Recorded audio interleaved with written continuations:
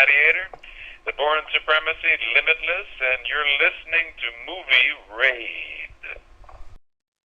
It's time for the movie raid, and tonight's victim is Tomas Arana, who has played in many, many, many films. Like what, 55, 60? Isn't that right? I've been in about 60 films. Yeah, like Tombstone, The Hunt for Red October, Gladiator, and so forth.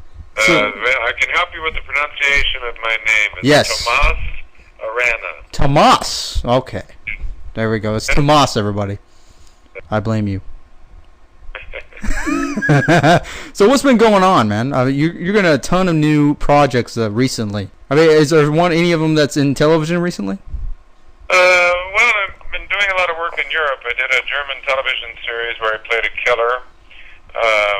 And then I did another Italian series where I played somebody being killed. So it was kind of make the circle of life. I'm leaving on Monday to go do the film version of Romeo and Juliet, directed by the Italian director Carlo Carle. It's an English-American production starring Haley Steinfeld, the girl from True Grit, as Juliet, Douglas Booth as Romeo, Paul Giamatti's in it, Stellan Skarsgård's in it, Natasha McAlone, Damian Lewis, excellent cast. And that's fun because I get to play the father of Romeo, Lord Montague, who tries to save Romeo from the clutches of that harlot slut Juliet from that awful Italian trash family, Capulet. So anyway, that's what I'm excited to do that. I leave on Monday for a month in Italy, shooting in northern Italy. You played in a lot of foreign films from quite a bit of foreign companies. Is that a lot easier for you to get jobs in that type of industry than the U.S.? No, not at all. It's actually more difficult. Oh. But I lived a long time in Europe. I lived 12 years in Italy, and I'm a dual citizen, Italian and United States. So for me, it's a normal thing. It's, my first, I think, 15 films were in Italy. So it's actually more unusual for me to be working in America. It's more difficult maybe to make it in America than it is, in Europe. But I had worked in Europe for a long, long time, So it's, I had a theater company in Italy. I was an actor and producer of the theater company for 9 years. We would tour about 7 months a year all over Europe, the United States. We did New York, LA, San Francisco, London, Barcelona, Madrid, Frankfurt, everywhere. So I did that for 9 years, and then started doing film, and then gradually moved back to the United States. And since about the last 20 years, I've gone back and forth between Europe, especially Italy, excuse me, and Los Angeles. But I've had the good fortune to, get in some fun, interesting projects, and I've enjoyed them, and I like working all over the world. It's a lot of fun. Yeah, do you actually try to, get some kind of control over your character? Some actors just want to just be all over the place as far as their characters go. I mean, do you actually come up and say, hey, I would like to do this and this? Well, you try to do that. We actors would like to do everything, right? We'd like to do everything, and we think we can do everything in our inflated egos. So you try for a lot of things, but you might try for 100 projects that you take the initiative and you contact the people or whatever, or you have your representatives contact them. And, they're already casted or something else or is going on, or they want a bigger star or whatever. So you try for what you can, and you lose a lot of job opportunities, but hopefully you get some.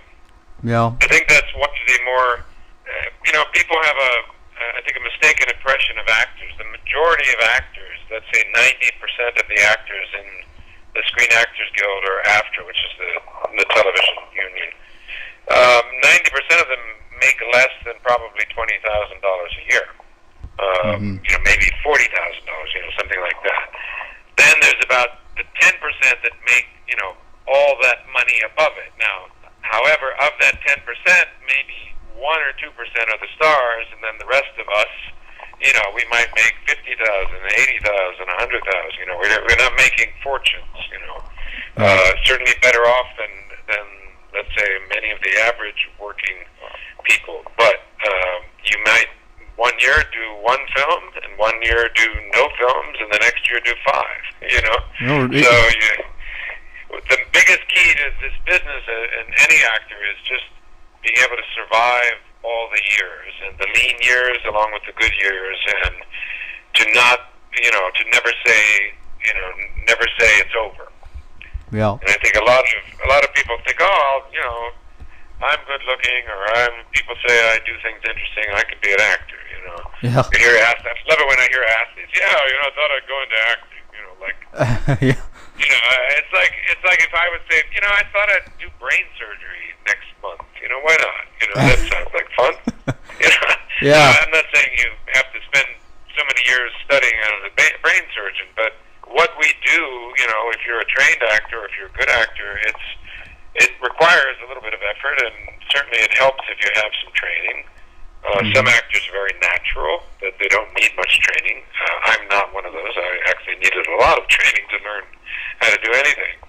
And, it's hard work, and it's a lot of work, and you keep your fingers crossed, and you hope that you're not massacred by the business aspect of acting, meaning, all the 900 auditions where no one even says anything, or you hear somebody say, oh, yeah, he was great, but, he wanted somebody with, black hair.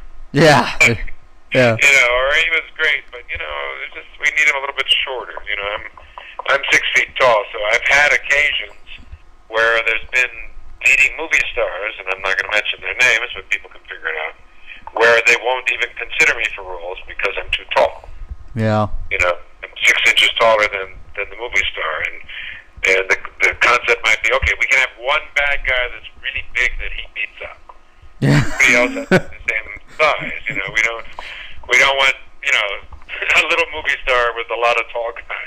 Yeah. Fortunately, there's some tall actors, and I've worked with a few. So Yeah. that I mean, you're pretty much balanced almost every genre as far as I go. Which one do you pretty much think is more fit you the most? Because I know you've been in horror. You've been in horror films. You've been in periodical films. You've practically been everywhere. What's your opinion? What do you think is the most genre that's actually going to make it out in the industry now? Films go through periods of sort of fashion. Yeah. What's the new trend? Are always popular. There's a certain niche. Yeah. A lot of fans that just like horror movies, or they watch every horror movie, no matter how bad or good it is, it doesn't matter. So I've done about 4 or 5 horror movies. One was a big hit called The Church. 20 years ago. It was a huge hit in Europe. It was produced by Dario Argento, directed by Miguel Suave. And those have a big, strong market. But if you notice also, when Silence of the Lambs was popular, all of a sudden in the next few years after that, they're having a lot of films about serial killers. Yeah. When we did Gladiator and it came out in 2000, there had not been a major studio doing a Roman epic since 1962 or 63. So that had been, 37 years. So once, of course, our film was a big hit, and we did $460 million, we won Best Picture, blah, blah, blah. All of a sudden, there's Troy, there's Alexander the Great, there's, The Eagle, there's all these other movies, some good, some bad. And then we got 300 and Spartacus. And oh, my God. Then, Westerns, they come out, all of a sudden there's Unforgiven, and then there's a few others, and then there's this, and then there's that, So, detective stories, Runaway Train. It's like right now, people love comedies because they sort of want to forget about their problems. Yeah. This is very common in economic crises and political crises, that movies that have nothing to do with reality are more popular. Science fiction movies. Yeah. Period pieces, comedies. The Green Zone, for instance, which was a movie with Matt Damon and a few other good actors made by Paul Greengrass, a director I've worked on on the Bourne Supremacy with him. A very good movie, very interesting movie about the Iraq War and everything, but it didn't do very good box office because people don't really want to go see it. You know, it's like it's a little too, close to reality. You know, I don't want to. I read about that in the paper. I see it on the news. I don't want to go to a movie about it. I'd rather, go see Bridesmaids and laugh, or I'd rather go see an action movie, Mission Impossible, and forget about things. No. So I think films go in fashion. Right now, comedies are big fashion. Fantasy movies are big fashion. Science fiction, and I think next year is going to be a huge upcoming. There's Ridley Scott's new movie, Prometheus something, which is, I think, going to be a big hit, and is probably going to usher in a new wave of science fiction movies. You know, there'll be in 2 or 3 years where they'll make one after another. You know, some will be good, some will be bad. Yeah, I mean, like now the horror genre is like not existent. I mean, it was between the early 2000s to late 2000s, and then now it's just like every once in a while you see a horror film out there, but it's basically just off a devil type film, like possessed film, something like that, and then it just quickly fades away. They have a little niche that they always are released, and they might not do that crossover audience, where it gets to the average person that doesn't go to horror movies. They won't get to that, but they still have their little niche of horror fans that'll go see it on DVD or see it somewhere, No. So anyway, it's fun. I like all movies. I think I don't like to watch horror movies because I get afraid. But I like to make them because they're lots of fun to make. Oh yeah, man. They're like a fantasy world. It's almost like Shakespeare. You're doing something very unusual.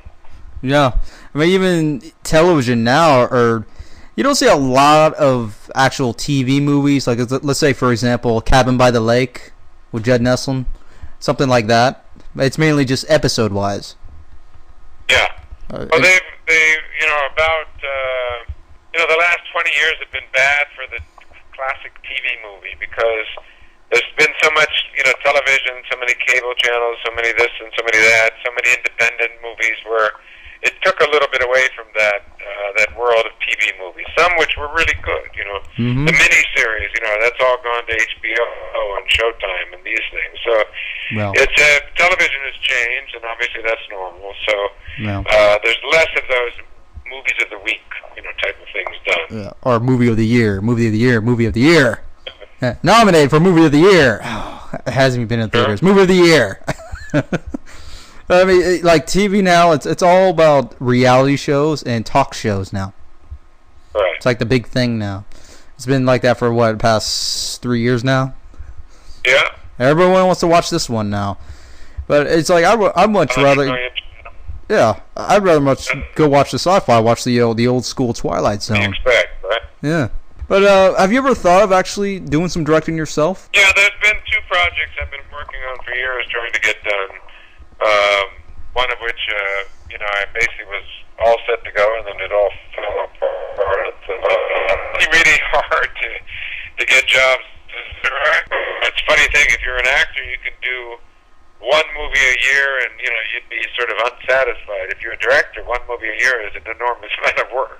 So. Oh yeah. A director might make a movie every 3 years or every 2 years. So it's really difficult. Really is. I have a lot of appreciation for how difficult it is for directors to continuously work. And then you got the ones that direct, write, and produce. I had 2 other films that I was trying to produce, which I again spent years and years. That is basically the issue when you produce or direct.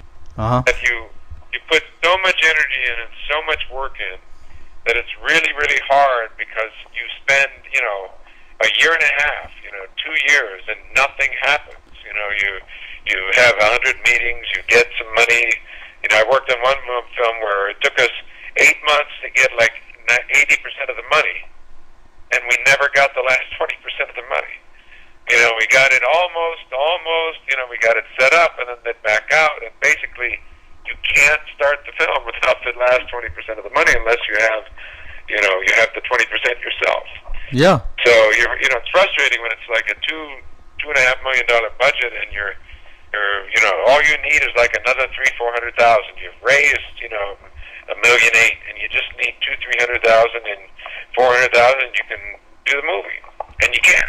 And I didn't have the 300,000-400,000 myself, so I couldn't do it, couldn't find it. So had to, then after a long period of time, the people that promised you the original 80, 90%, they start saying, hey, we're going to move on. We're going to put our money somewhere else, Yeah. So, because nobody wants to hold on to money if they're going to invest it.